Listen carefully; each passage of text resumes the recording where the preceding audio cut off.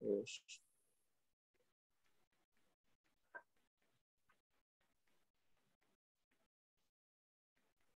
em, ¿Ven ustedes la pantalla ahí con el título de la charla?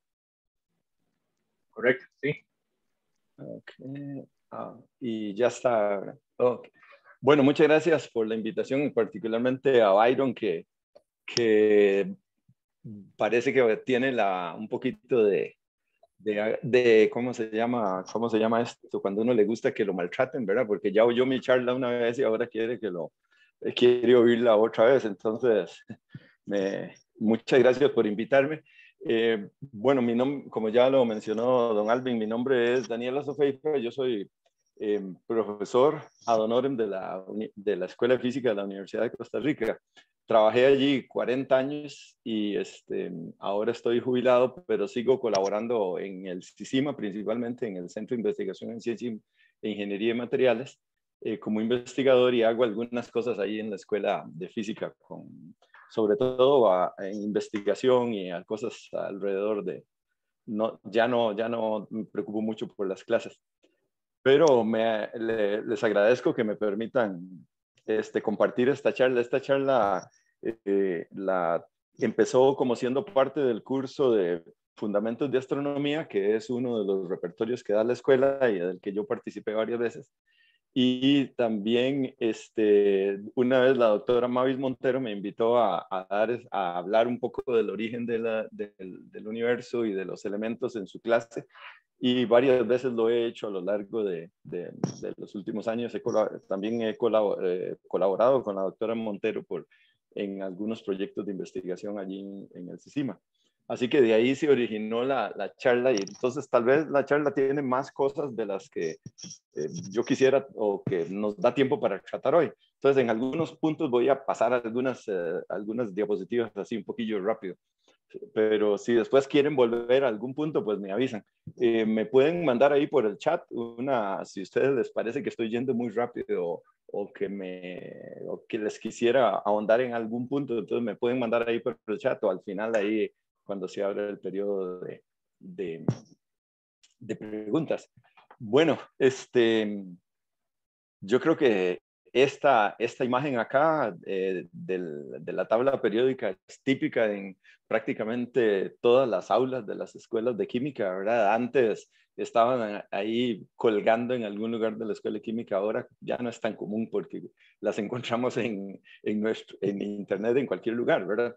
Pero cuando una de las cosas que los químicos y los estudiantes de química tienen bien claro es que nuestro universo está conformado más o menos por 92 elementos, y los seres humanos les hemos agregado algunos cuantos, pero que todo lo que conocemos está conformado por esos elementos, ¿verdad? Entonces, la pregunta que surge siempre, o que al final nos motiva a eso, es, bueno, ¿de dónde vino todo esto, verdad? ¿Cómo se formaron esos elementos? Y entonces, esa pregunta está relacionada con el origen mismo del universo. Y hacia eso es donde yo quisiera caminar. Bueno, espero que alguno de ustedes haya visto alguna vez, porque tal vez esta es mi motivación a las ciencias. Yo llegué a las ciencias a través de la astronomía, siempre he sido un astrónomo aficionado. Eh, y esta foto fue tomada en el volcán Irazú, ahí en el cráter aledaño al Parque Nacional, y fue tomada por uno de los estudiantes en el año 2016, creo, uno de los estudiantes del curso de Fundamentos de Astronomía. Si alguno de ustedes le gusta mirar al cielo, tal vez reconoce ahí a una constelación que es bastante común, o que los costarricenses tenemos el privilegio de ver casi una buena parte del año. ¿Alguien reconoce alguna constelación por ahí? Bueno, voy a echarle, seguro que alguno contestó, pero no lo oí desde aquí. Esta que está aquí es mirando hacia el sur, y es la Cruz del Sur. Este es el eje mayor de la Cruz del Sur, y este es el eje menor de la Cruz del Sur, y el eje mayor apunta hacia el sur geográfico de la Tierra. Esta es la parte de aquí de la constelación de Carina, y aquí arriba está parte de la constelación del Centauro. Por aquí está la Omega del Centauro, que es una de los cúmulos más bonitos.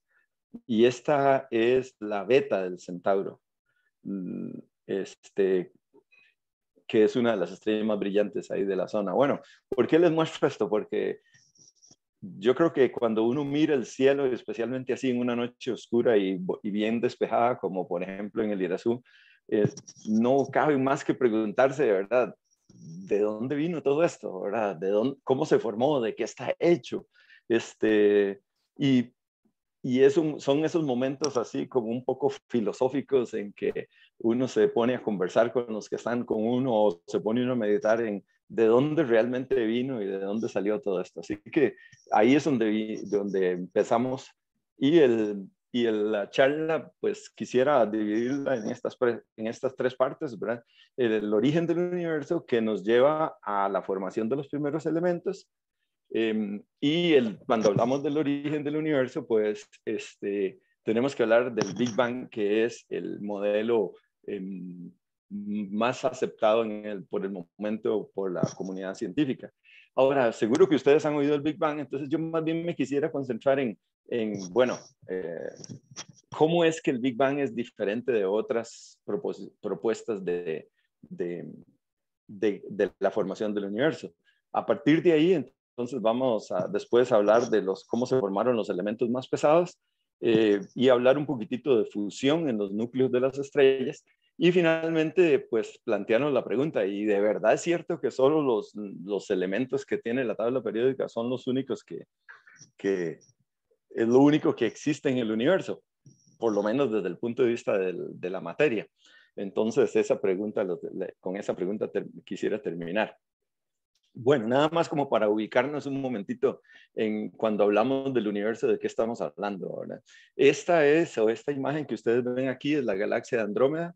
Es una galaxia que podemos ver a simple vista y es el objeto más lejano que podemos ver a simple vista, o sea, sin ayuda telescópica.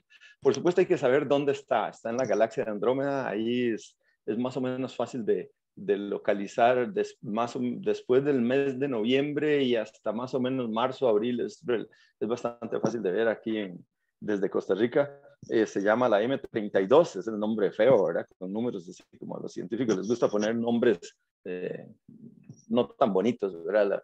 Nosotros tenemos mejor sí que se llame la galaxia de Andrómeda y le ponemos toda una mitología alrededor, que como seguro ustedes han oído hablar de Andrómeda, y esta es una galaxia satélite de la galaxia que es la M33.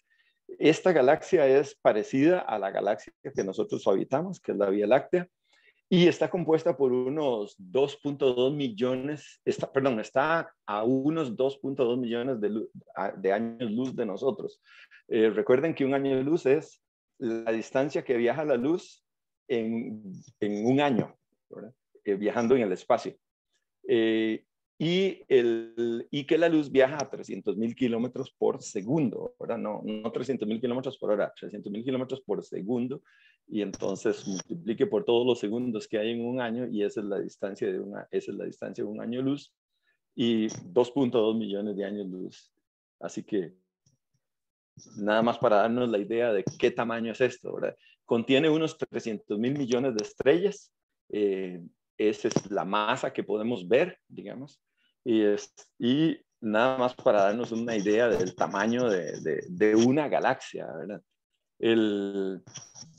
Y nada más así como para que nos ubiquemos un momentito cuando decimos y hablamos del universo. Bueno, por supuesto, todos reconocen esta imagen tan particular, ¿verdad? Que es icónica de la época espacial. Fue tomada por los astronautas del Apolo 11 cuando iban rumbo a la...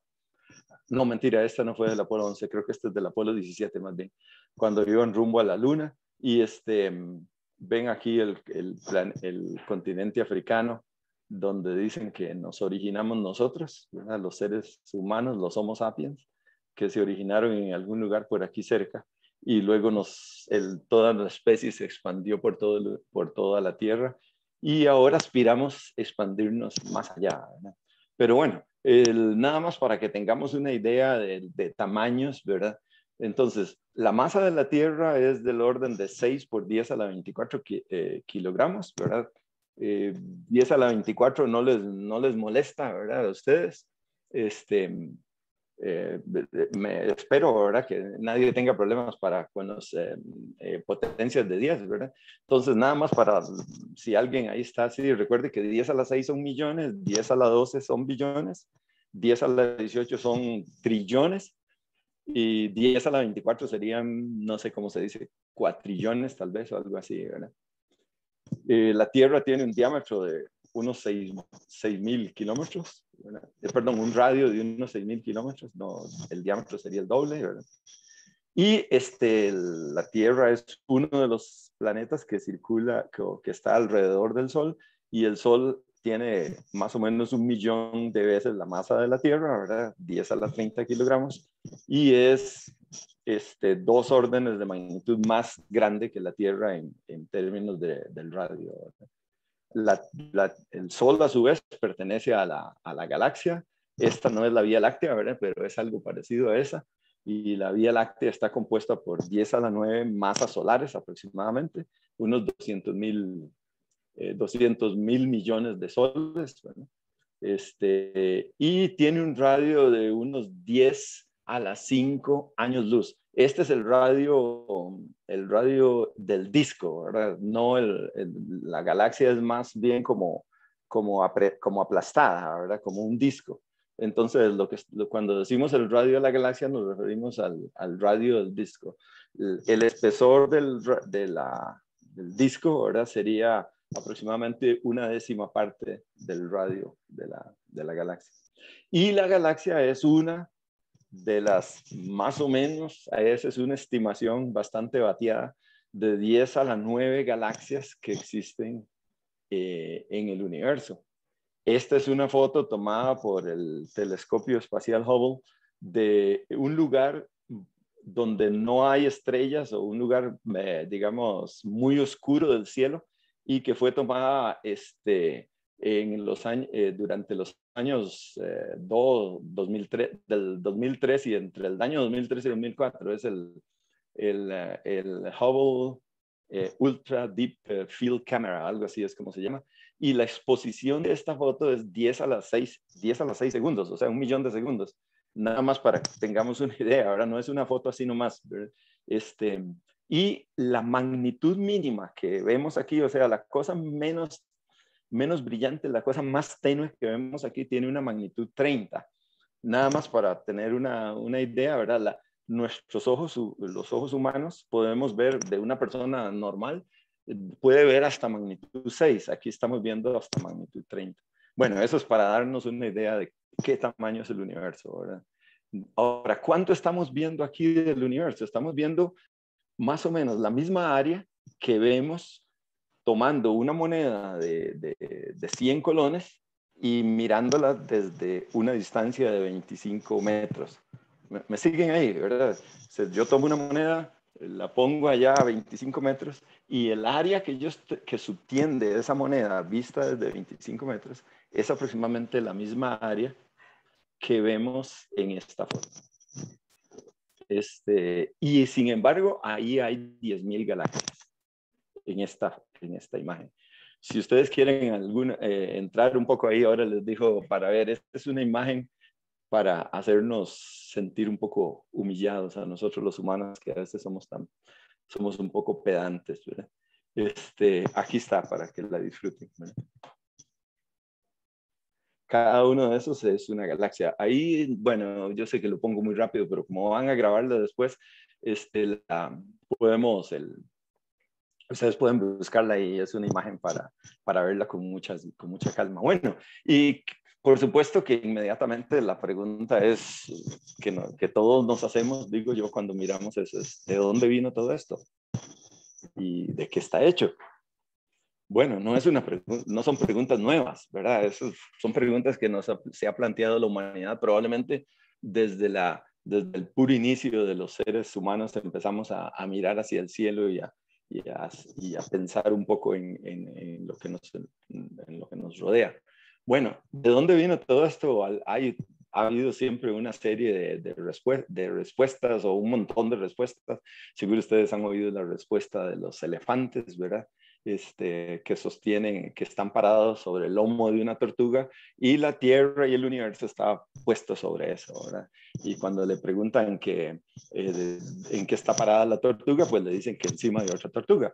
Y esa otra tortuga encima de que está parada, pues de otra tortuga. Y ahí adelante hasta el infinito de tortugas, ¿verdad? Ahora, no sé por qué tortugas, pero esa era, digamos, una respuesta. ¿De dónde? Bueno, ahí está, ¿verdad? Siempre. ¿Y de qué está hecho? Bueno, la respuesta de los 4 elementos, ¿verdad? Que seguramente ustedes han oído, ¿verdad? El fuego, aire, tierra y el aire está representado por un ave aquí, la tierra, el fuego y el aire, ¿verdad? Perdón, y el agua, este es el agua, ¿verdad? Fuego, que serían los 4 elementos que componen pero por supuesto esas respuestas ya no nos satisfacen a nosotros, ¿verdad? Y ya, bueno, hace mucho tiempo, por dicha. Y entonces nos preguntan, pero la respuesta, la pregunta se propone ahora de dónde se originó el universo. Que como les decía, pues es una pregunta muy, muy antigua, es una pregunta muy fundamental porque está relacionada con otras preguntas, ¿verdad? Que tienen que ver con, bueno, ¿existe un creador o no existe? ¿Somos responsables ante alguien por nuestro comportamiento? ¿O simplemente somos un, un accidente de la existencia del universo? Bueno, por eso la pregunta es fundamental, ¿verdad? Y por supuesto nosotros estamos seguramente la mayoría de ustedes hicieron catecismo o hicieron escuela dominical o de acuerdo a la tradición religiosa de su familia. Pero casi todos nosotros hemos oído seguro, ¿verdad? La expresión del Génesis: en el principio creó Dios. Y pues esa es una respuesta teológica, y es una respuesta que viene de principios, digamos, no científicos, igual que algunos otros principios filosóficos, ¿verdad? Y hasta ahí había sido hasta principios del siglo pasado. Siempre la respuesta había venido de la teología y de la filosofía. En el siglo pasado empieza una nueva manera de contestar esa pregunta a partir de la ciencia. Y la ciencia está intentando una respuesta a esta pregunta desde los principios de la ciencia. Y por supuesto, ustedes saben a qué me refiero, ¿verdad? El modelo del Big Bang que fue planteado por primera vez en 1920. Tal como lo conocemos ahora, había sido planteado en alguna manera un poco antes, pero ya en 1920 sí ya se planteó. Ahora, ¿qué es la diferencia entre decir, bueno, así es, ¿verdad? La tortuga o los 4 elementos y la ciencia? Bueno, que la ciencia tiene un procedimiento y una manera de preguntarse y de plantearse las respuestas, ¿verdad? El modelo del Big Bang estaba fundamentado en estos 3 principios: la teoría general de relatividad de Einstein, en particular la ecuación de Einstein, lo que sabemos de la mecánica cuántica ahora, en cuanto a formación de los núcleos y de la que es la fisión, lo que es la fusión, y un principio que llamamos el principio cosmológico. Este principio lo que dice es que la masa está distribuida, la masa del universo está distribuida homogénea e isotrópicamente en el universo. Claro, ustedes me dirán, no, eso no es cierto, ¿verdad? Porque está el Sol y después hay un montón de espacio vacío y hay unos cuantos planetas y después hay un montón de espacio vacío y hay otra estrella por allá. Entonces, pero esto se refiere a la escala de los gigaparsecs. Por cierto, un parsec es 3.26 años luz. Entonces, cuando hablo de parsecs y años luz no son muy diferentes, ¿verdad? Es como un factor de 3 entre ellos. Entonces, en esa escala se dice que el universo es homogéneo e isotrópico. Y a partir de esos 3 principios, pues se plantea lo que llamamos el modelo del Big Bang. Y el modelo del Big Bang está resumido en esta figura, que espero que no sea demasiado. Bueno, creo que una ventaja de que ustedes lo pueden ver ahí en sus pantallas es que ustedes se pueden acercar y ver los numeritos, ¿verdad? Lo que el modelo del Big Bang propone es que no existía nada, ¿verdad?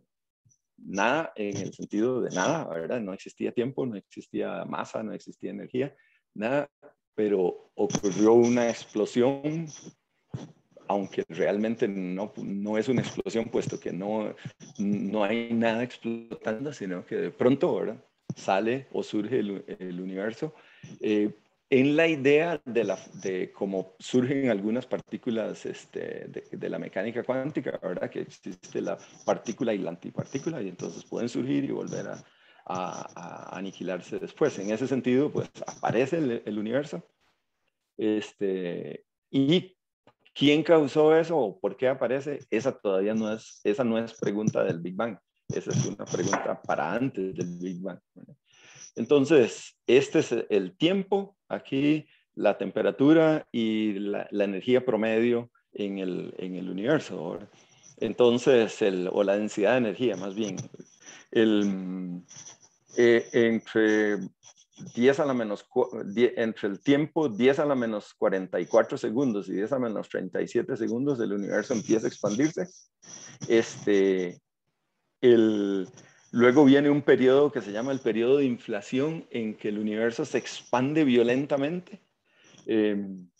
Con una velocidad que es inclusive más rápida que la velocidad de luz. Y cuando esto sucede, o sea, 10 a la 37 segundos después del Big Bang, 10 a la menos 37 segundos, recalco, menos 37 segundos después del Big Bang, entonces empiezan a aparecer las partículas elementales, que son los quarks, que seguramente ustedes han oído nombrar, ¿verdad? En algunos de sus cursos de química o de física, que son los 6 quarks, que son de parte de las partículas elementales, los leptones, ¿verdad? Que también son 6, y las partículas que comunican a los diferentes, a las partículas, ¿verdad? A las otras partículas, particularmente los fotones, ¿verdad? Que son, digamos, los cuantos de energía de radiación electromagnética.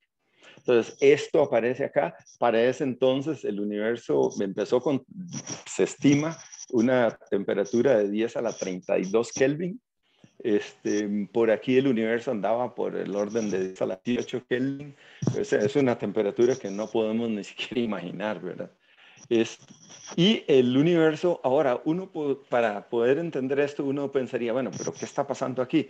Bueno, cuando el universo se expande, entonces es como un plasma que se está expandiendo y al irse expandiendo, entonces se va enfriando.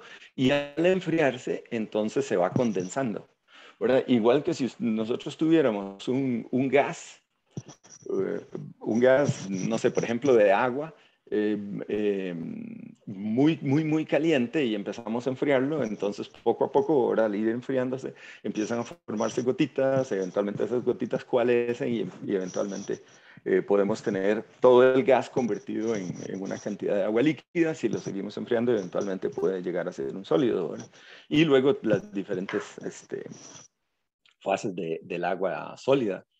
Entonces, aquí lo que está pasando, se está enfriando y entonces al irse enfriando se van formando las partículas, las otras partículas. Este es lo que nos dice el Big Bang, ¿verdad?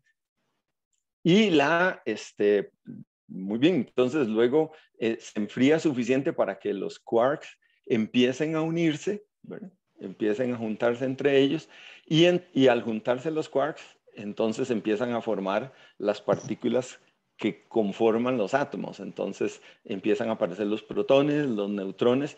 Esto sucede más o menos 10 a la menos 5 segundos después, o sea, 10 millonésimos de segundo, ¿verdad? Empiezan a aparecer los primeros protones, los primeros neutrones y las otras partículas similares, pero principalmente los protones y neutrones son los que nos interesan, ¿verdad?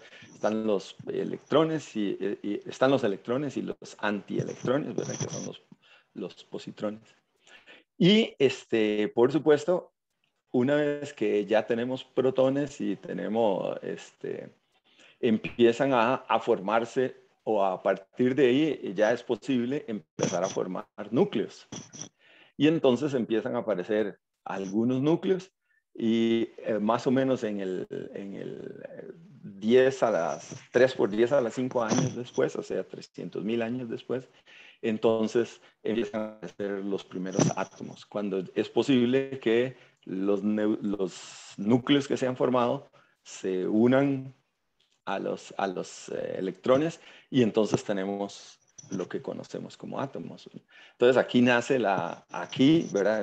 Nacen los átomos, esos átomos empiezan a juntarse algunos entre ellos, formando moléculas o formando átomos más pesados, eventualmente se conglomeran esos átomos y empiezan a formar las estrellas y las galaxias hasta el universo que tenemos hoy, que se estima en más o menos 12 por 10 a la 9 años.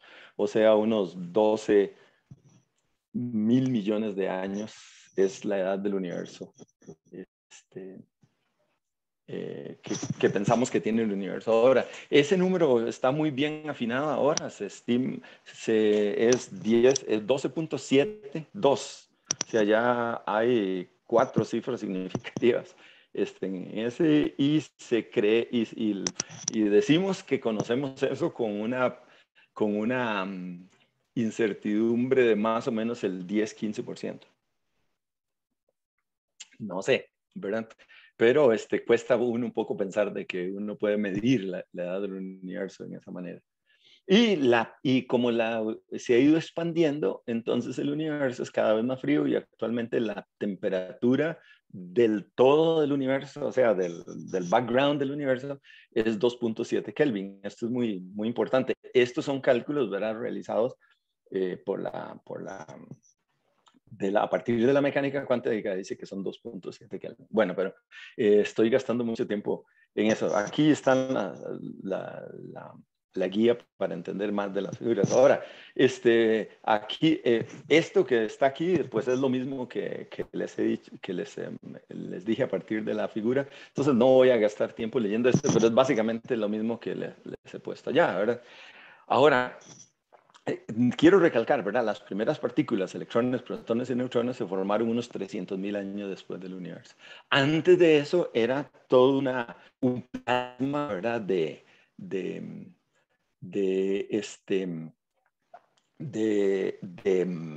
partículas cargadas nada más, ¿verdad? Quarks, electrones, muones, taos, núcleos de protones, neutrones, ¿verdad? Núcleos de hidrógeno, ¿verdad? Entonces, y luego pues empiezan a formarse las galaxias las estrellas y la galaxia. Ahora, una cosa para recalcar es que el modelo del Big Bang dice que todo, ¿verdad?, lo que compone el universo se formó en ese Big Bang. Todo, ¿verdad? Incluido el espacio e incluido el tiempo. Entonces, cuando decimos tiempo, estamos diciendo que el tiempo sí hay un tiempo cero, ¿verdad? Que es el origen, que es el momento del Big Bang. Entonces, cuando preguntamos, ¿y qué hay antes del Big Bang? Entonces decimos, no tiene sentido la pregunta, porque el Big Bang, el tiempo, empieza ahí en cero. Entonces, no hay tiempo negativo. Entonces, es una manera de librarse del problema, tal vez. Pero, por supuesto, la pregunta permanece.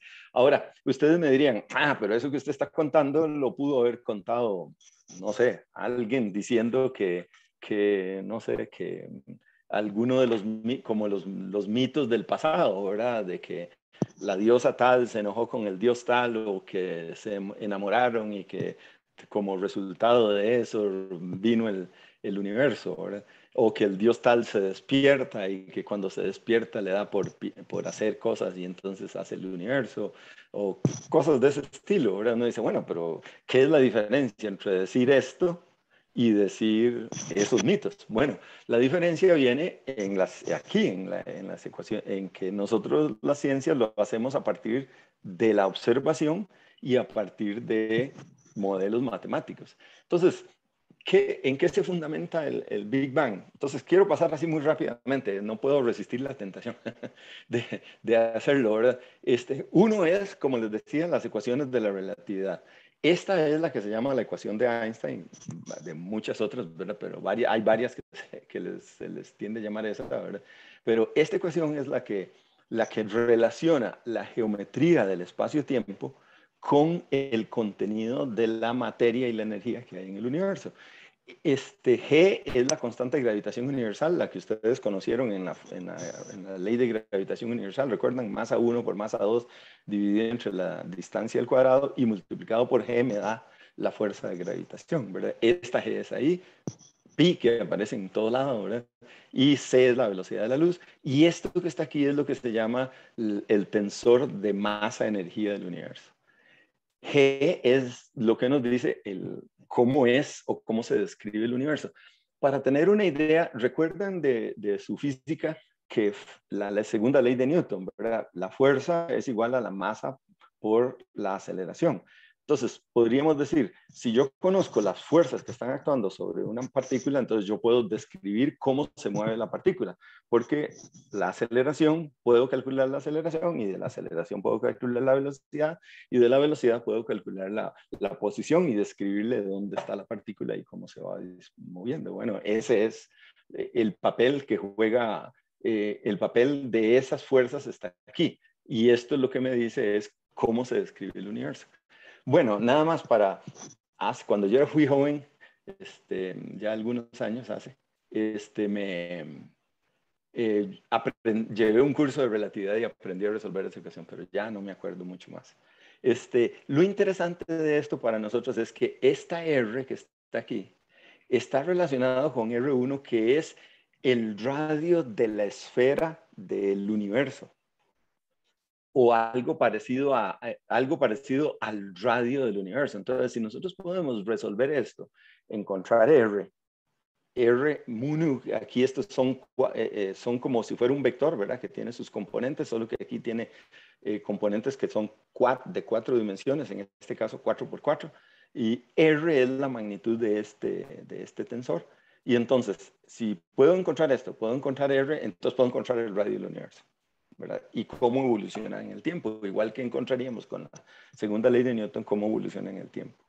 Entonces, si conocemos aquí, y por eso es que necesitamos, si conocemos esto, ¿verdad? Que es la densidad de masa-energía, entonces podríamos resolver esta ecuación. Igual de que si conocemos las fuerzas que actúan sobre una partícula, podemos describir cómo se describe la partícula. En el mismo espíritu, ¿verdad? Tal vez la palabra igual es muy fuerte ahí. Bueno, ¿qué es lo interesante de resolver esa ecuación para nuestro caso? Y es que si usted le pone diferentes parámetros ahí, diferentes fuerzas, hay algo que sucede siempre al resolver la ecuación. Y es que si nosotros echamos para atrás, decimos, bueno, ¿cuál es el radio del universo ahora? Ah, bueno, anda por aquí.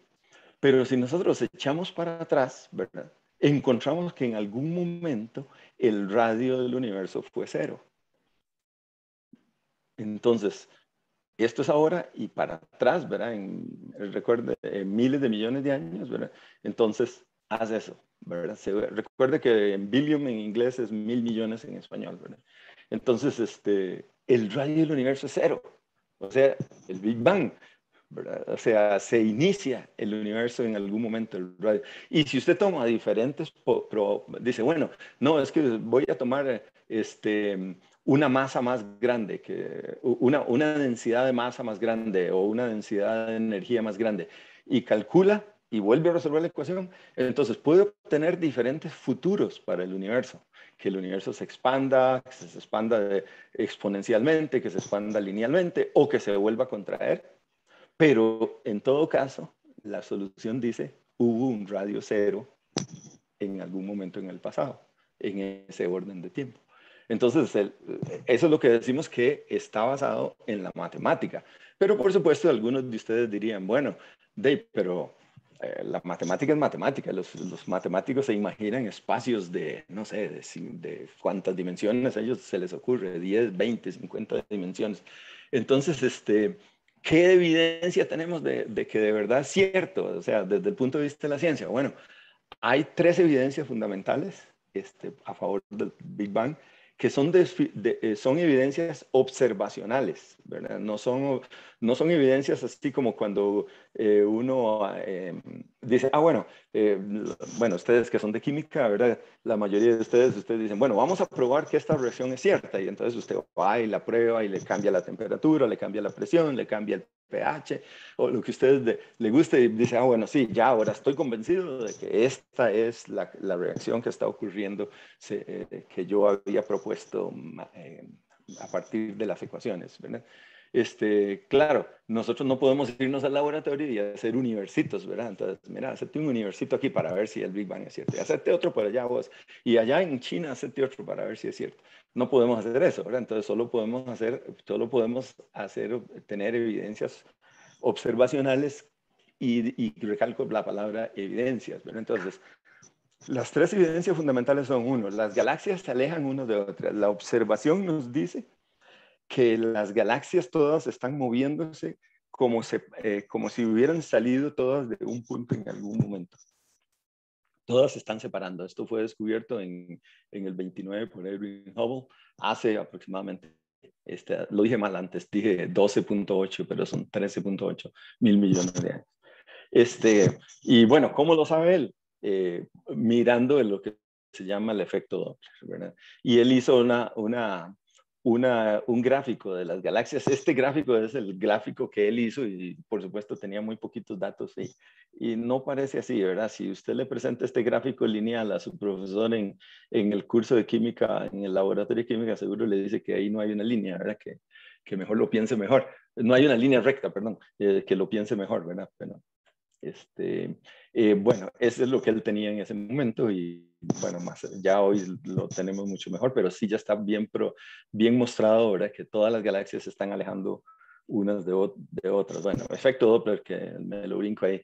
Ahora, nada más recalco aquí, no es que nosotros seamos el centro del universo, ¿verdad? O que estemos en el centro del universo, que por eso vemos a todos alejándose de nosotros, no, es más bien esta imagen que se llama la imagen del queque de pasas, ¿verdad? Que si yo tengo un queque y el queque lo estoy cocinando y el queque se está expandiendo, entonces si yo me paro en cualquiera de las pasas, ¿verdad? Yo vería a todas las otras pasas alejándose de mí, ¿verdad? Entonces, si yo me paro en esta pasa de aquí, ¿verdad? Entonces vería que todas estas otras pasas se alejan de mí, ¿verdad? Y lo mismo si me paro aquí o si me paro en cualquiera de ellos, ¿verdad? ¿Qué es lo que trata de representar esto, verdad? Claro, esta es una representación aquí abajo bidimensional de un espacio tetradimensional, ¿verdad? Ahora, nada más para recalcar, ¿verdad? Entonces, una onda en el inicio del universo tendría una longitud de onda, digamos, cortita. Conforme el universo se va expandiendo, entonces esa longitud de onda se hace cada vez más grande. Y recuerden que la energía es la energía de una onda, ¿verdad? Es la ecuación de Planck, ¿verdad? Hc sobre lambda, ¿verdad? Bueno, la ecuación de Planck es h por f, pero f es c sobre lambda, ¿verdad? Entonces, h por c dividido entre lambda, entonces, entre más grande sea la longitud de onda de la ecuación, entonces quiere decir que la energía es más pequeña. Esta es una manera de ver por qué el universo se ha ido enfriando, ¿verdad? Entonces, al principio teníamos longitudes de onda cortas, quiere decir altas energías. El universo tenía una densidad de energía más alta, ahora tenemos longitudes de onda más largas en esa radiación inicial, ¿verdad? Y entonces tenemos una energía menor. Bueno, quiero recalcar esto porque la segunda prueba es que las personas que hacen mecánica cuántica y la aplican al universo, ¿verdad? Hacen esos cálculos y dicen, ah, bueno, entonces la radiación de fondo, o sea, lo que queda de aquella radiación inicial que había en el puro principio del Big Bang, ¿cuál debe ser la energía equivalente? Entonces calculan y dicen 2.7 Kelvin. Y entonces, bueno, qué bonito, porque ahí hay algo contra cuál medir. Entonces se hizo una medición de la radiación de fondo, que la hicieron por primera vez dos señores, Wilson y Penzias, hicieron una y encontraron que el espectro de radiación, ¿verdad? Es muy, muy concordante, ¿verdad? Con los 2.7 Kelvin al punto de que esta línea verde es la teoría y estos son los puntos. Vean qué preciosos, ¿verdad? Caen los puntos. Me gustaría a mí que mis gráficos en mis experimentos caigan así, ¿verdad? Siempre con el modelo, ¿verdad? Entonces ellos encontraron que sí, ¿verdad? calza exactamente. Y hoy se ha hecho muchísimo más. Tal vez ustedes han oído hablar del CMB, ¿verdad? Que es de Cosmic Microwave Background, y calza con una maravilla, ¿verdad? Vean que estas son las variaciones este es el cielo completo, ¿verdad? Visto desde la Tierra y midiendo la radiación de fondo.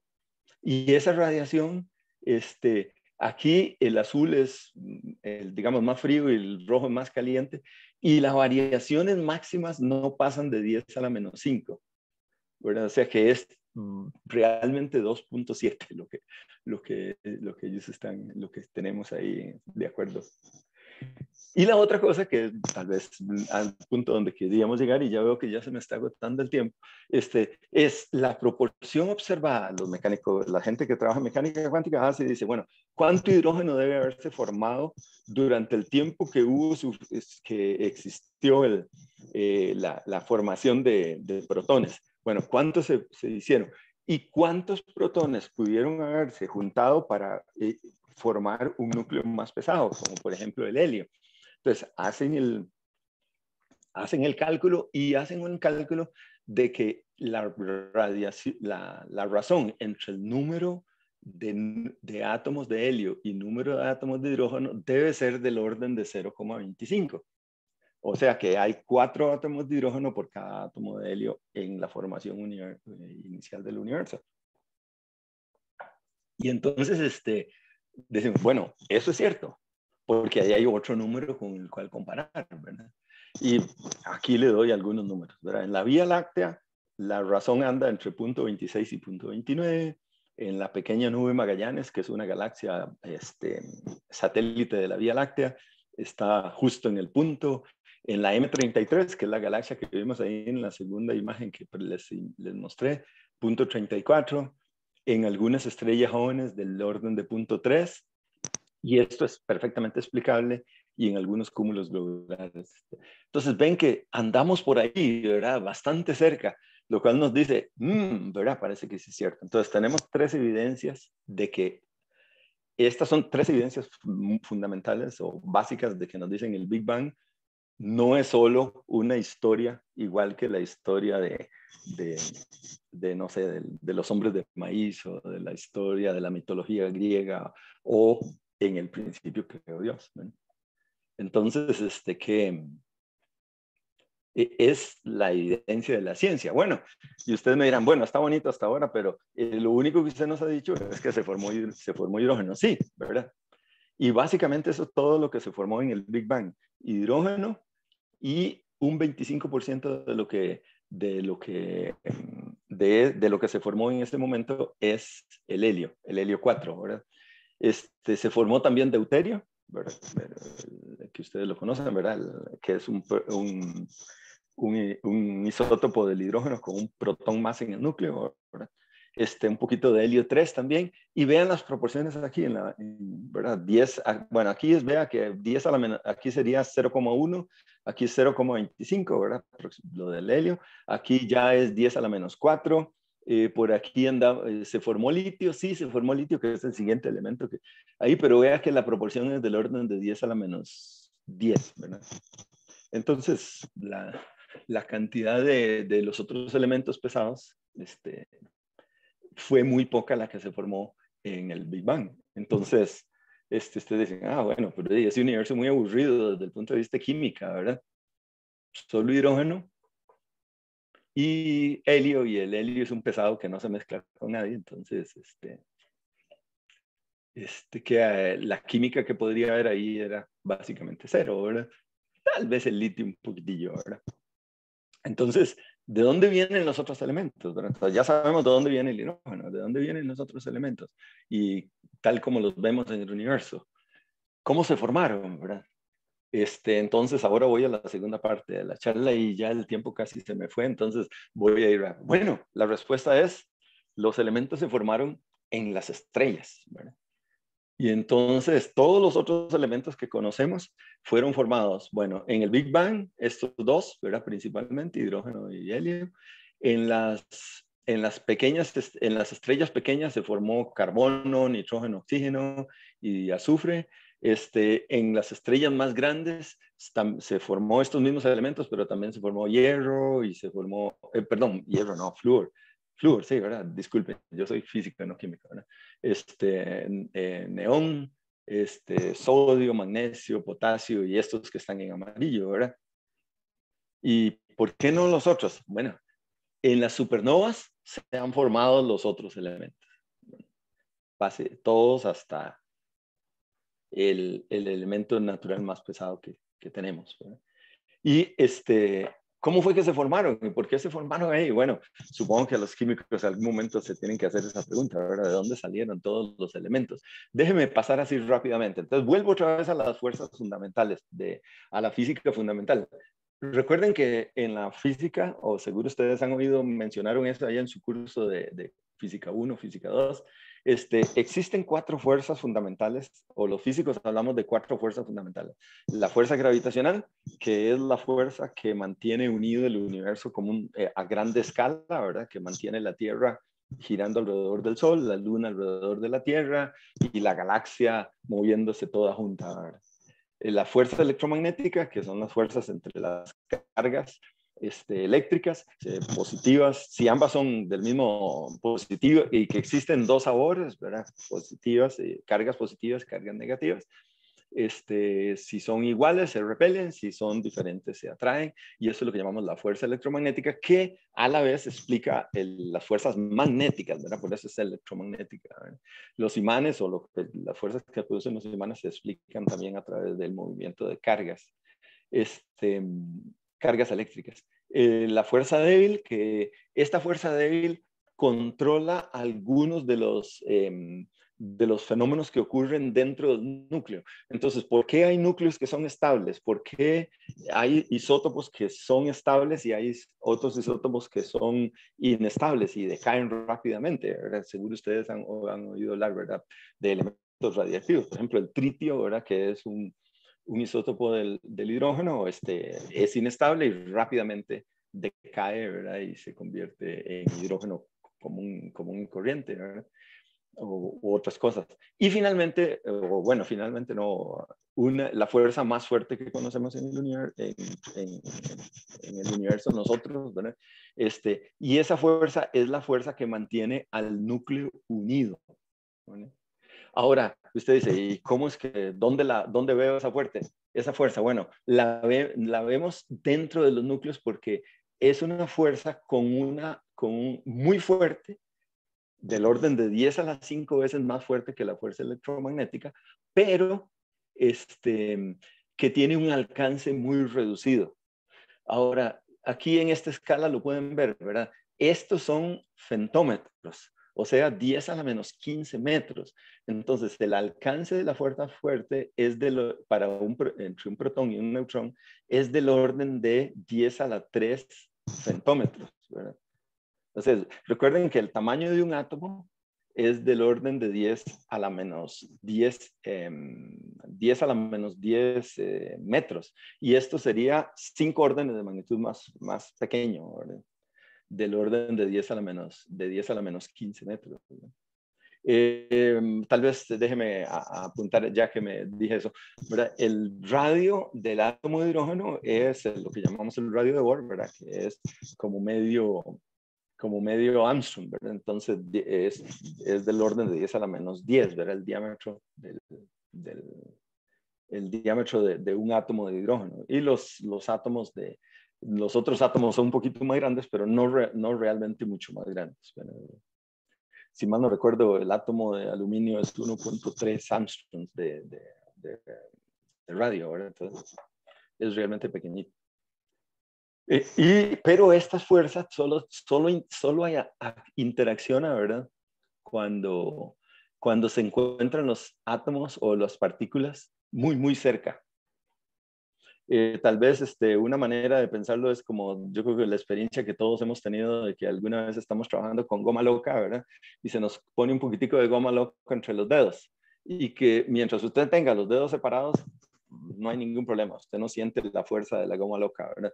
Pero hasta que usted junte los dedos y ya no lo puede separar sus dedos, ¿verdad? Bueno, o le cuesta a uno mucho separar los dedos, ¿verdad? Si no lo hace inmediatamente, ay, cuesta después, ¿verdad? Hasta la piel se le pedazos de, a mí se me han arrancado pedazos de piel por estar haciendo eso, ¿verdad? Pero solo interactúa solo la siente usted cuando los dedos están muy cerca, ¿verdad?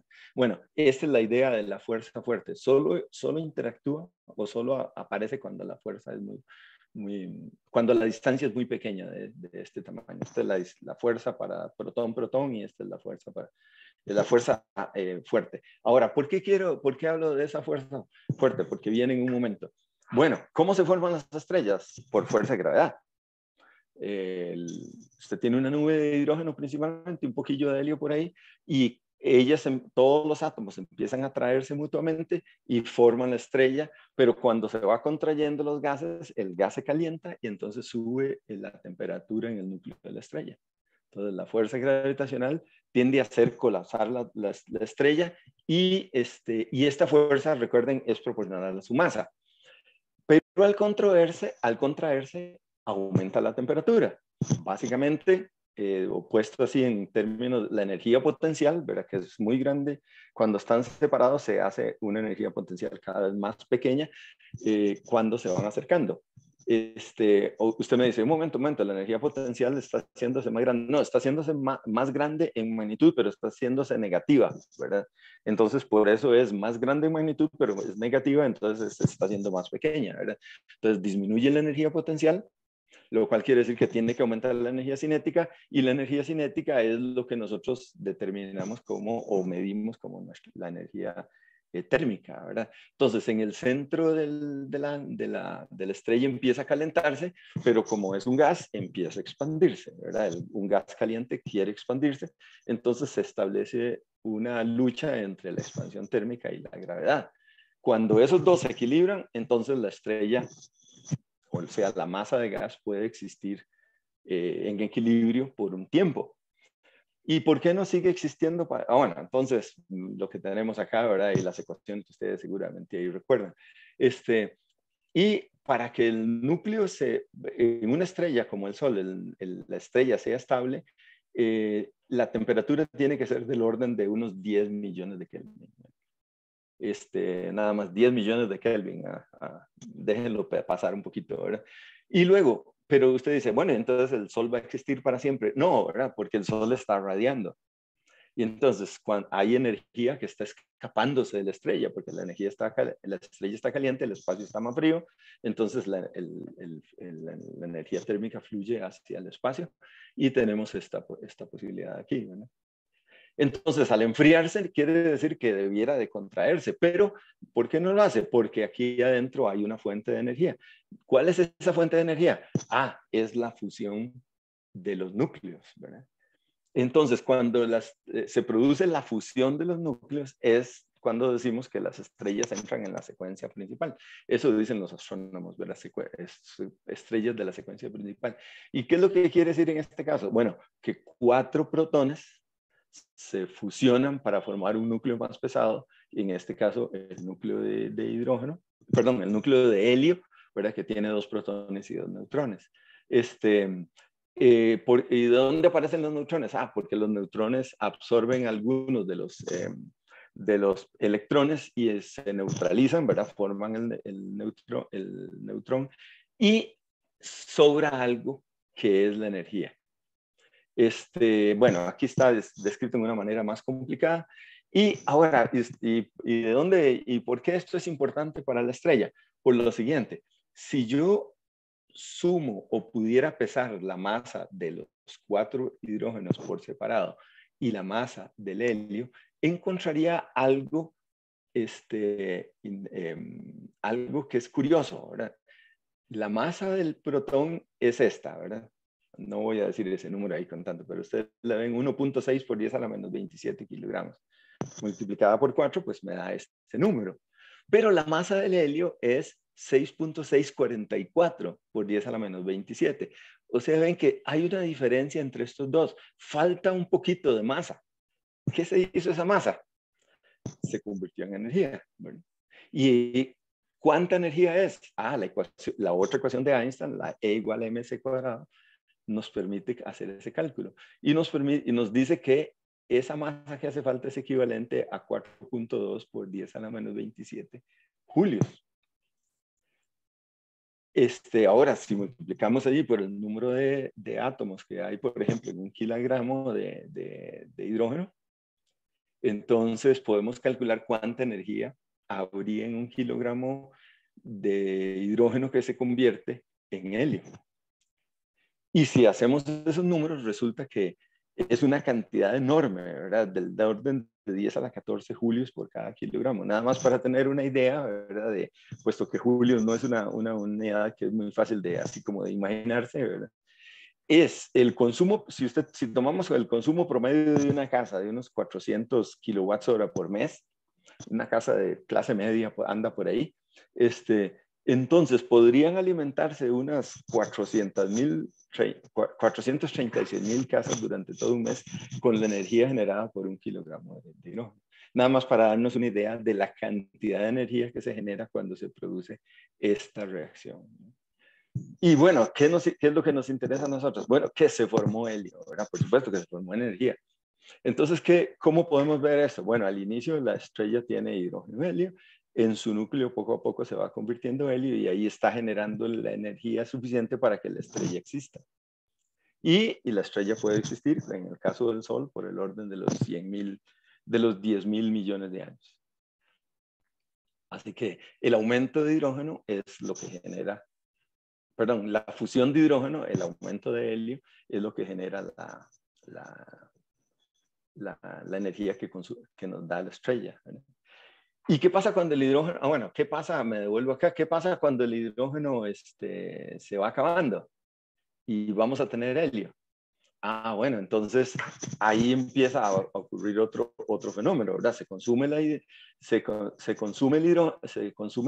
hidrógeno que hay en el núcleo, entonces el núcleo ya no puede generar suficiente energía, entonces la fuerza de gravedad dice, ahí voy yo, ¿verdad? Porque la masa sigue siendo la misma, entonces la fuerza de gravedad sigue hacia adentro tratando de compactar más y más la estrella hasta que eventualmente los núcleos del helio chocan con tal fuerza para que la fuerza fuerte entre a funcionar y entonces se formen núcleos más pesados.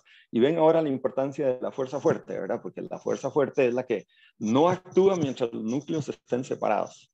Pero cuando los núcleos están suficientemente cercanos, forman uno solo, ¿verdad? Que es la fusión.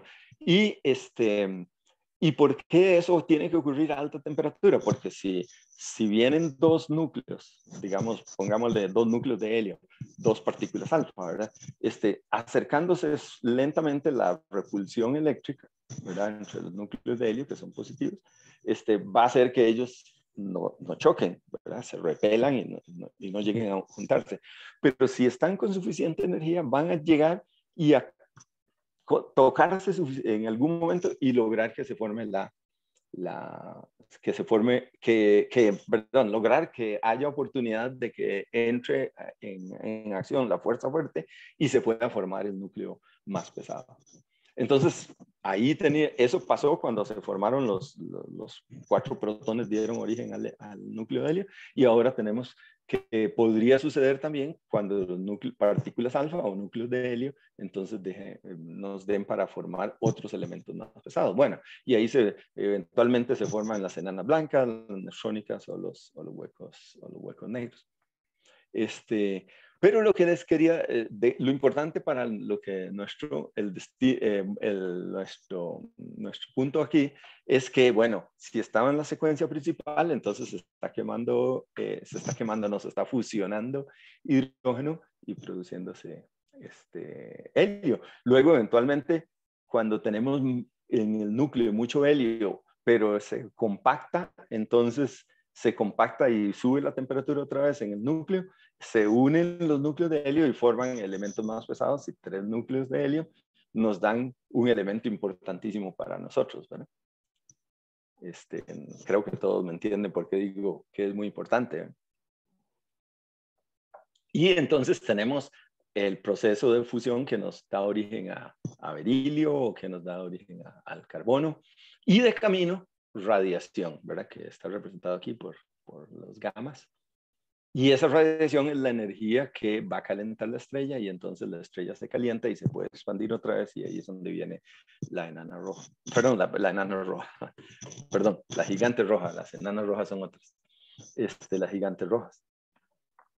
Y cuando se acabe el helio, ¿qué pasa? Ah, pues ahora los carbonos pueden unirse, ¿verdad? Y entonces los carbonos nos pueden generar algo como magnesio, o nos pueden generar un carbono más un helio, nos puede generar oxígeno, otro elemento importantísimo, ¿verdad? Esa es una frase muy, ¿qué diría? Egocéntrica como ser humano, ¿verdad? Y entonces las fusiones de los diferentes elementos nos va dando cada vez elementos más pesados. Entonces empezamos con hidrógeno, helio, carbono. Eventualmente tenemos un núcleo con carbono y ese núcleo va transformándose cada vez más y ahí va dándose el génesis de los elementos. ¿Y quién es el que está llevando toda la proporción, haciendo que eso ocurra? Bueno, interesantemente la fuerza de gravedad, que es la que está compactando, ¿verdad? Y una vez que es la que produce la energía suficiente para que los núcleos choquen y se fusionen en núcleos más pesados. Así que la fuerza de gravedad es la que va dando origen a los elementos en alguna manera. Pero de camino tiene que estar la fuerza fuerte, como les mencionaba. Entonces, eventualmente se va formando, siguen formando los elementos más pesados, ¿verdad? Silicio, oxígeno, hasta llegar al hierro. ¿Y por qué terminamos con el hierro? Bueno, aquí está otra manera más bonita de ver la verdad. Entonces, la formación de los elementos, la génesis de los elementos y por lo tanto el nacimiento de la química es en el centro de las estrellas, ¿verdad? En el corazón de las estrellas. Ahora, déjeme brincarme más bien ir aquí. ¿Por qué decimos que en el hierro? Porque si hacemos un gráfico de cuánta energía tienen o cuánta energía se gana, ¿verdad? La energía de enlace de los núcleos en función del número másico, entonces hay un mínimo en el hierro, en el elemento de número 26, ¿verdad? Hay bueno, en este caso nos interesa la masa más bien, ¿verdad? De masa 56. Entonces, si usted une hidrógenos, disminuye o aumenta la energía de enlace, ¿verdad? O sea, es como si fuera cayendo en un pozo. Y va haciéndose cada vez más, pero aquí llega al fondo del pozo. Ahora, si usted quiere unir ahora hierro con otra cosa, en lugar de ganar energía, lo que tiene que hacer es proporcionar energía. Y eso, entonces ya la fusión no es conveniente para generar energía. Entonces se acabó y ahí termina. No, claro que no, porque hay muchos más elementos más allá del elemento número 26. ¿verdad? Entonces, ¿y los elementos más pesados? ¿Dónde se formaron? Bueno, esos se forman en las explosiones de las estrellas. Entonces, cuando el núcleo se le acaba, por ejemplo, digamos que se llegó al hierro, entonces el núcleo está sosteniendo todo el resto de la estrella, ¿verdad? Y llega y empiezan a apretar el hierro y apretar, ¿verdad? Todo el peso de la estrella, y el resto de la estrella empieza a apretar el núcleo y apretarlo hasta que finalmente el núcleo colapsa. ¿Qué quiere decir que colapsa? Bueno, que los electrones, los átomos se van a juntar más allá de lo que es el hierro sólido. Ahora, y ustedes me dicen, un momento, ¿cómo es eso? Bueno, recuerden que la distancia típica en un sólido entre átomos y átomos anda en el orden de 10 angstroms, o sea, en el orden de los nanómetros, de 10 veces el tamaño del átomo. Bueno, entonces, 10 angstroms es, digamos, típico, una distancia entre los átomos de un sólido, entre 5 y 10 angstroms. Ahora, si yo empiezo a apretarlos, hago que finalmente esos átomos lleguen casi que a tocarse, ¿verdad?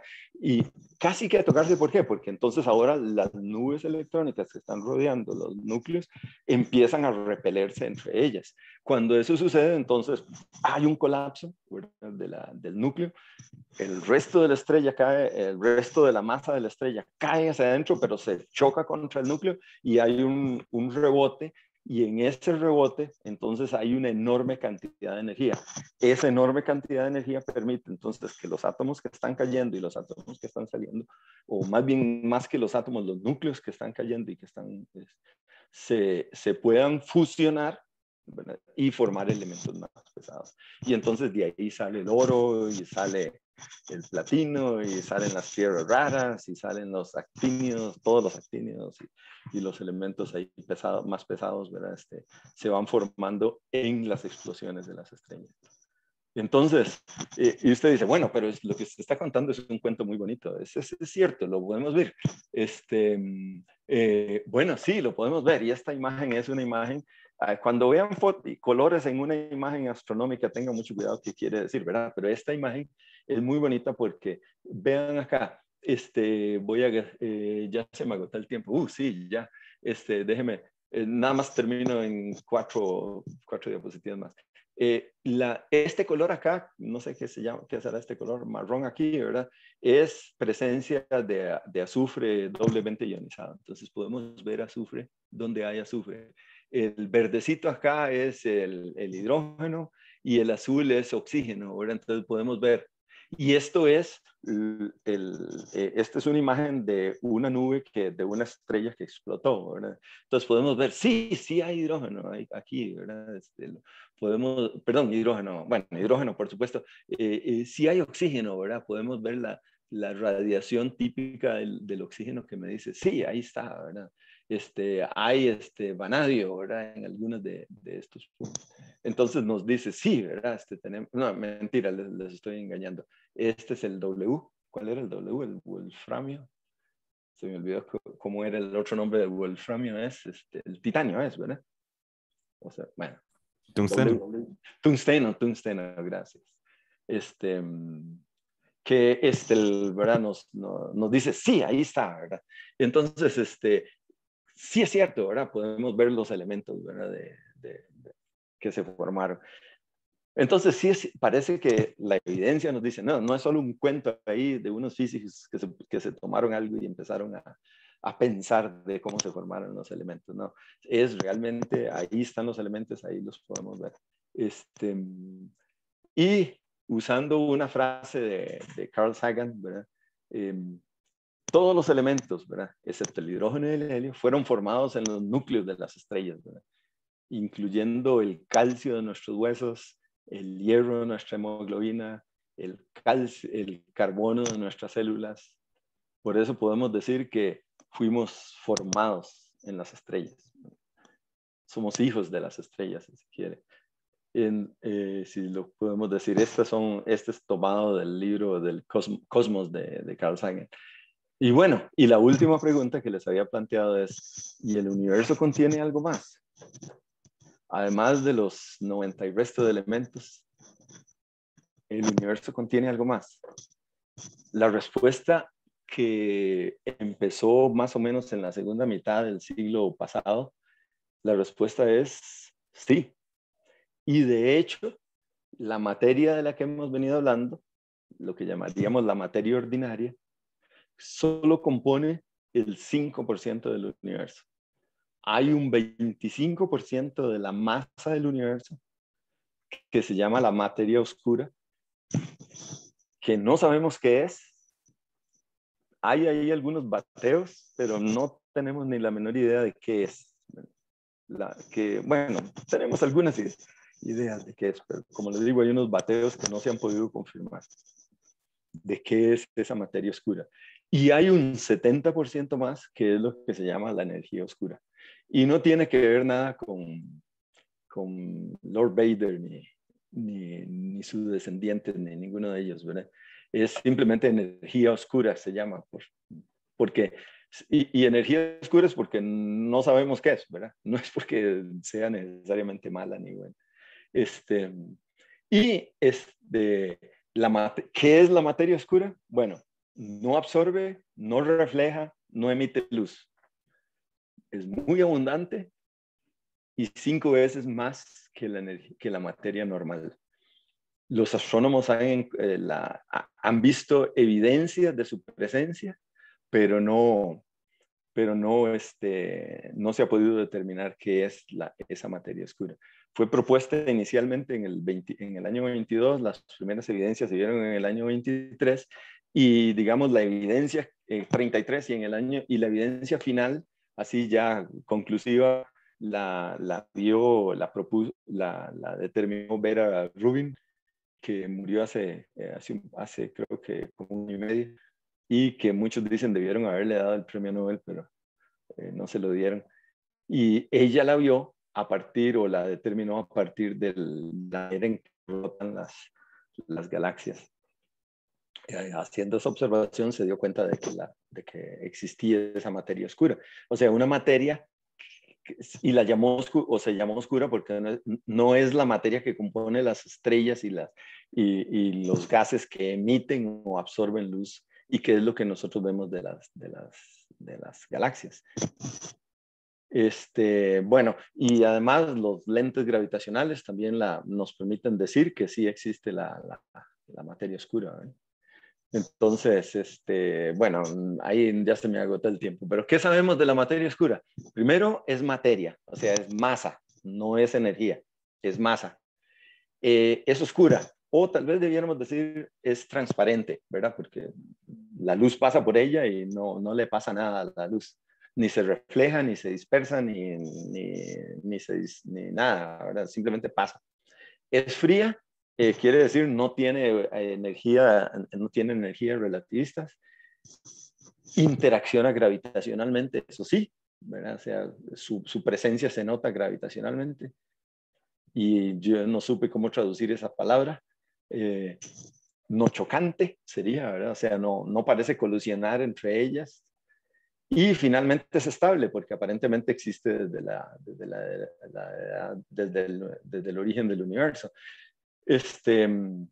Y igualmente tenemos otra idea con la energía oscura, pero la energía oscura es más bien algo que aparece en la ecuación de Einstein. ¿Se acuerdan que la ecuación de Einstein era esta sin este término, la que había mostrado antes? Entonces, la energía oscura es agregándole un término más a esa ecuación que nos genera esa energía oscura, que nos permite explicar un fenómeno que se descubrió a finales del siglo pasado, en los años 90, y es que el universo no solo se está expandiendo, sino que se está acelerando, ¿verdad? Y entonces, eso es lo que hizo eso hizo que fuera necesario proponer este término más en la ecuación de Einstein, y se le llamó la energía oscura.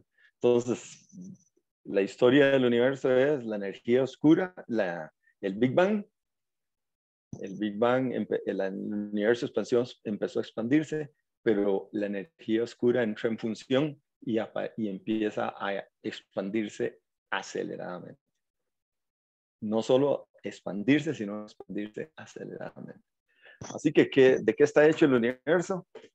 Bueno, 5% de la materia común y corriente, o la materia natural, digamos, normal, aunque deberíamos de llamar normal a lo más corriente, ¿verdad? Pero un día sabremos qué quiere decir la materia oscura y tal vez inventemos una química de la materia oscura. Termino ahí con una frase de un poema de T.S. Eliot, que es un poeta inglés, si mal no recuerdo. Nunca cesaremos de explorar, ¿verdad? Y al final de nuestra exploración será llegar donde empezamos y conocer el lugar por primera vez. O sea, finalmente conocernos a nosotros mismos. Bueno, muchas gracias. Espero que quede alguien todavía conectado. Ah, bueno, sí, mira, ahí dice que todavía quedan algunos. Muchas gracias. Sí, claro, profe, no se preocupe. De hecho, queremos agradecerle. Un aplauso virtual será por las reacciones, debido a que por cuestiones Ah, gracias. de, de salubridad y de pandemia no podemos hacerlo, pero muchísimas gracias por esta súper interesante charla acerca de cómo es la formación del universo y los elementos en sí. Bueno, no sé si alguno de los presentes tienen alguna consulta o alguna duda.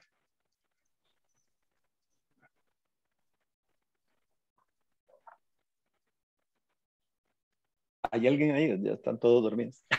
Yo, yo tengo una consulta y es, bueno, tiene que ver con el inicio de la presentación Ujú, y es que, bueno, me parece extraño, tal vez no extraño, pero uno como que nota que la mayoría de cosas en el universo empiezan a ser como esféricas, tal vez, ujú.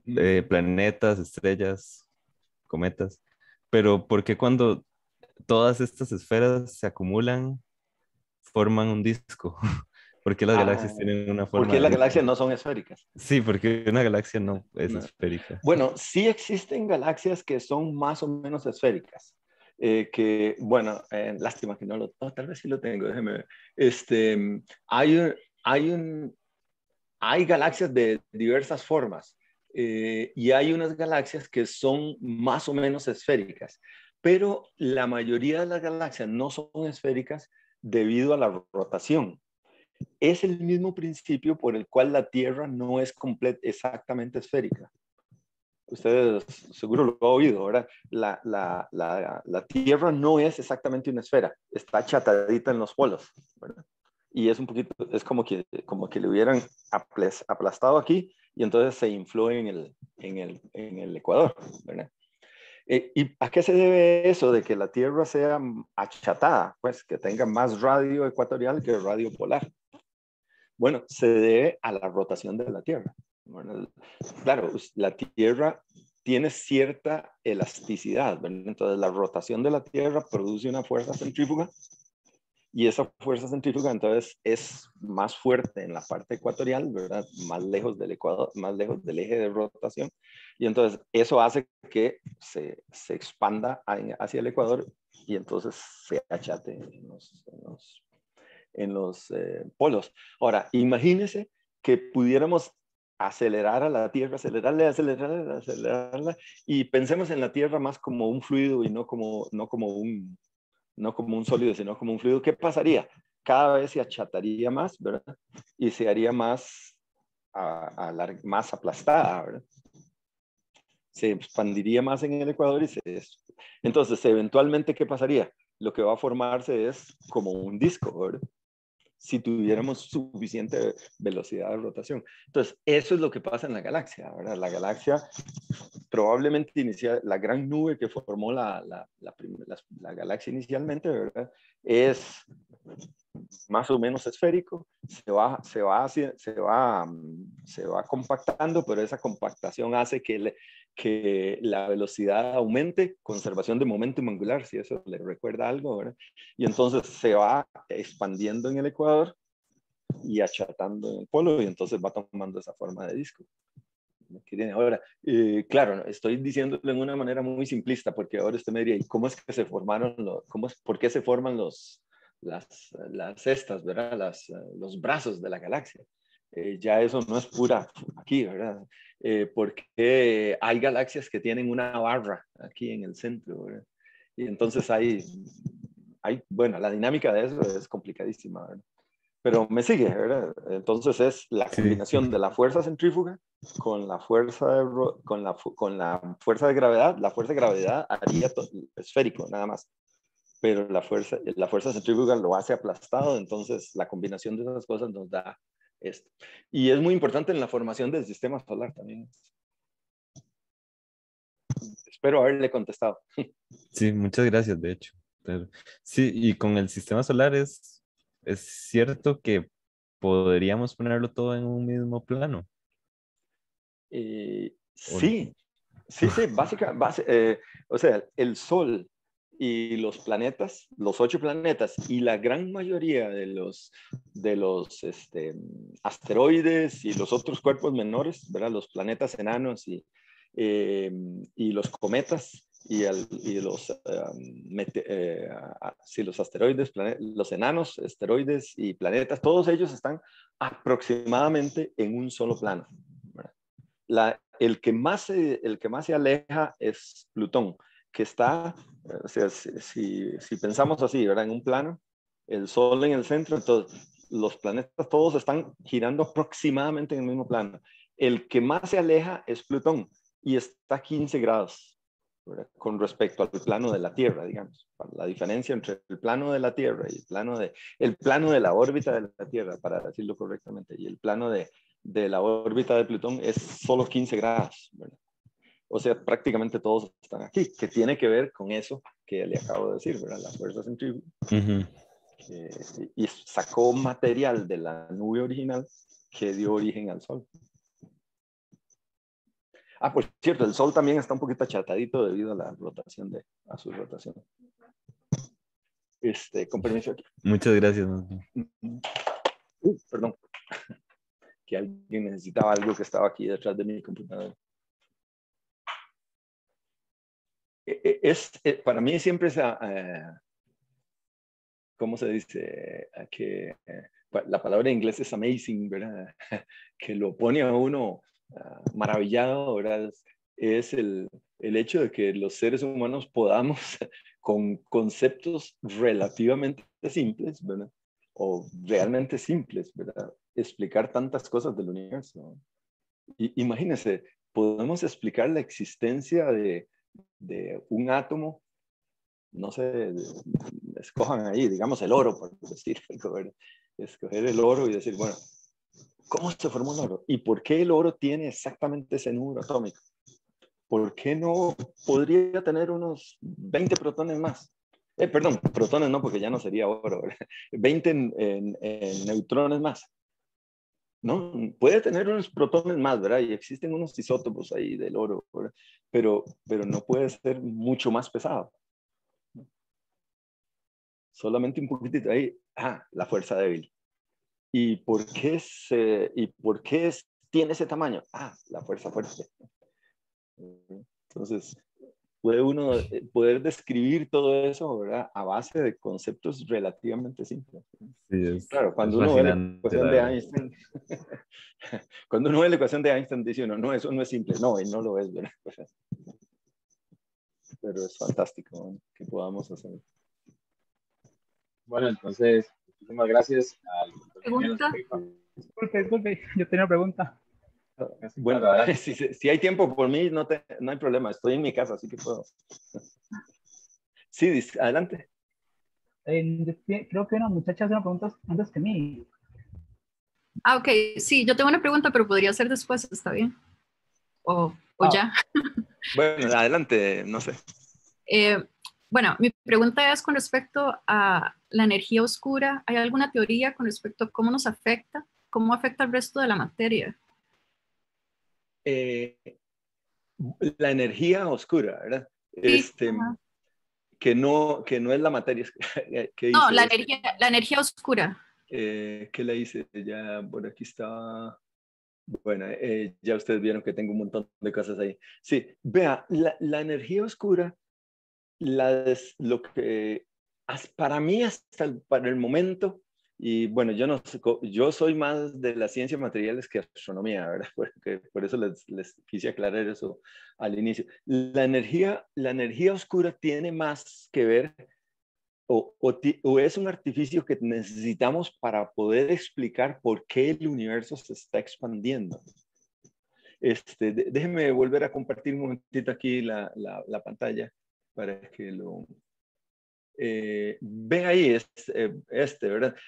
Lo que descubrimos es que el universo se está expandiendo aceleradamente. Tal vez eso me faltó decirlo antes.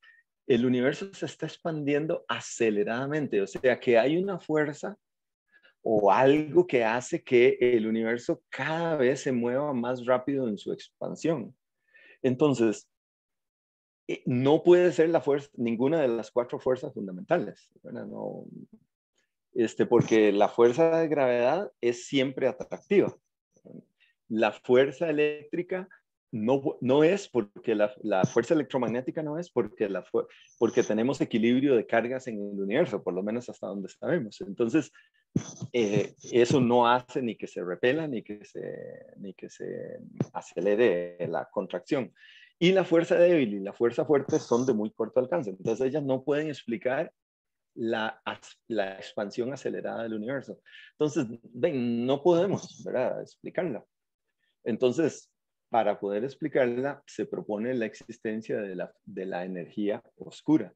Y esa energía oscura, entonces, no es una idea que originalmente, déjeme bien aquí, originalmente esta la había planteado, este término en la ecuación de Einstein, Einstein mismo lo había escrito. Pero si recuerda, no sé si ustedes llevan ecuaciones diferenciales, pero si usted tiene una ecuación diferencial y usted le agrega una constante, la solución es siempre la misma, ¿verdad? O sea, si usted tiene la ecuación del oscilador armónico, la ecuación diferencial, y usted le agrega una constante, no le cambia la forma de las soluciones, nada más le dice algo de las condiciones iniciales. Entonces, Einstein había propuesto eso, ¿verdad? Unas condiciones iniciales para el universo. Después, Lemaitre y Friedman, que fueron los primeros en proponer el Big Bang, dijeron, pero ¿por qué Einstein metió esa ecuación? Quitémosla. Perdón, esa ecuación, esa constante, quitémosla. Y fue cuando empezaron a hablar del universo en expansión. Y entonces ahora, para poder explicar por qué el universo se está expandiendo, le vuelven a meter esa constante, solo que con el signo opuesto, para que entonces explique la expansión acelerada del universo.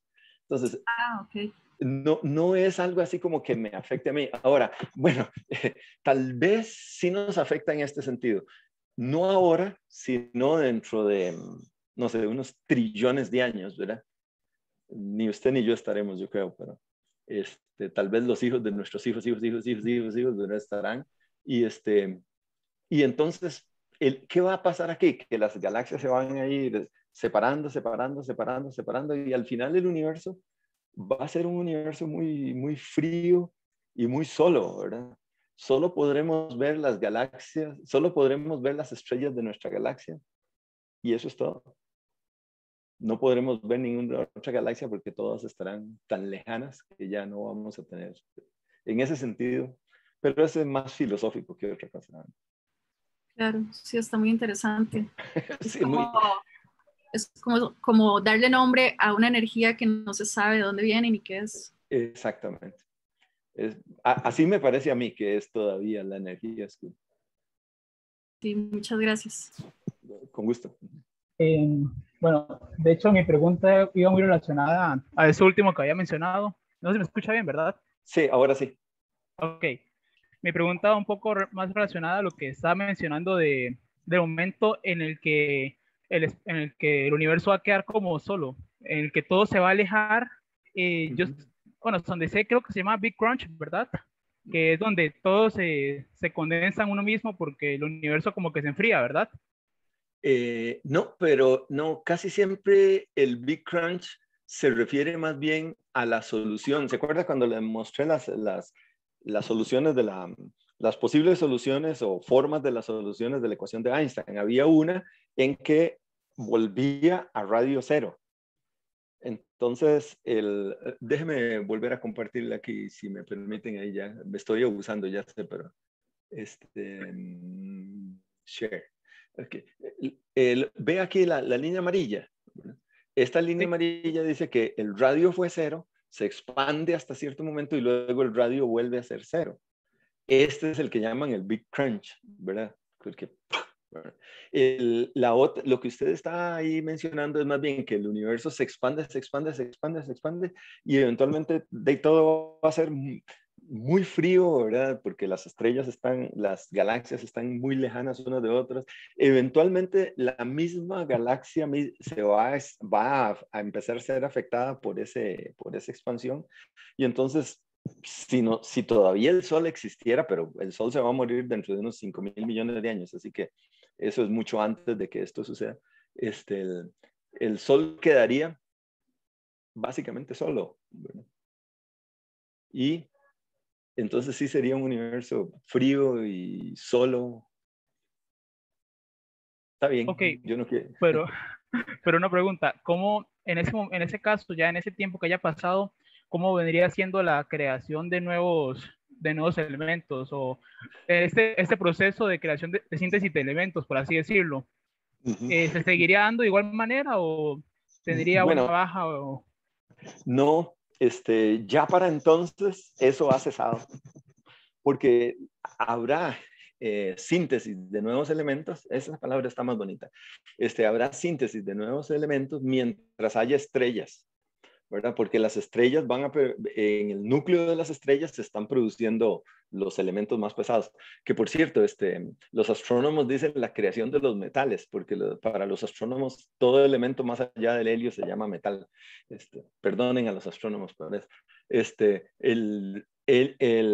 Toda la creación de estos elementos pesados ocurre en el núcleo de las estrellas, pero eventualmente todas las estrellas van a dejar de brillar, porque van a gastar, primero se les gasta el hidrógeno, después se les gasta el helio, después se les gasta los otros elementos pesados y entonces se van formando estrellas de neutrones y huecos negros, y bueno, las enanas blancas. Y esos van enfriando hasta que ya finalmente no hay más síntesis de elementos. Ahí se acabó el número de la creación o la formación de elementos. Bueno, cuando se acaba eso. Perdón. Sí, adelante. No, lo que básicamente entonces estaremos quedando al final con un universo inerte. O sea, que no es un universo tan reactivo como por decirlo de alguna manera, como el que estamos ahorita. Ajá. Ya. Sí, no es, en esta época del universo es muy bonita, ¿verdad? Qué dicha que vivimos aquí, ¿verdad? Porque se están formando elementos, hay radiación de muchos tipos, ¿verdad? De altas energías, de bajas energías, hay estrellas más, las enanas rojas que se llama, ¿verdad? Que están generando elementos y lo van a hacer por muchos miles de millones de años. Hay estrellas que están muriendo, que están ocurriendo novas y está haciendo un montón. Así que es una época muy bonita. Y además apareció la vida, ¿verdad? Que decimos nosotros que es una cosa importante. Ahí apareció la vida y nosotros decimos que inteligente, ¿verdad? Entonces, pero eventualmente eso va a cesar, ¿verdad? Y el universo va a enfriarse hasta que todo el universo se termaliza, ¿verdad? Se hace equilibrio térmico y ya no hay más, ya no hay procesos, ¿verdad? Porque la energía, ya no hay energía. No hay energía disponible, ¿verdad?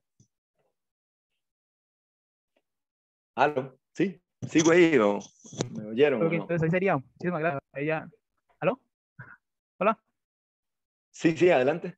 No, que muchísimas gracias por la respuesta. Me quedó bastante claro, la verdad. Bueno, sí, hay un cuento, por cierto, perdón que ya sé, hay un cuento de Isaac Asimov que se llama The Ultimate Question, la última pregunta. Y es esa pregunta, ¿y qué va a pasar, verdad? ¿Será posible revertir la termodinámica? ¿No? Que en lugar de enfriarse hasta que todo se equilibre, podrá revertirse. Hay un cuento de si quiere leer de eso así un poco bonito, pero eso no es una historia, es de Isaac Asimov. Bueno, muchas gracias, y gracias por invitarme, Alvin, y olvidé el nombre, y Byron, por invitarme a participar con ustedes. Siempre un gusto participar con los químicos.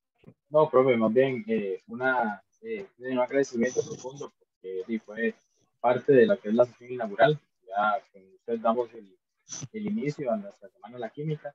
Verdaderamente la charla estuvo muy interesante acerca de cómo se va todo el desarrollo del universo.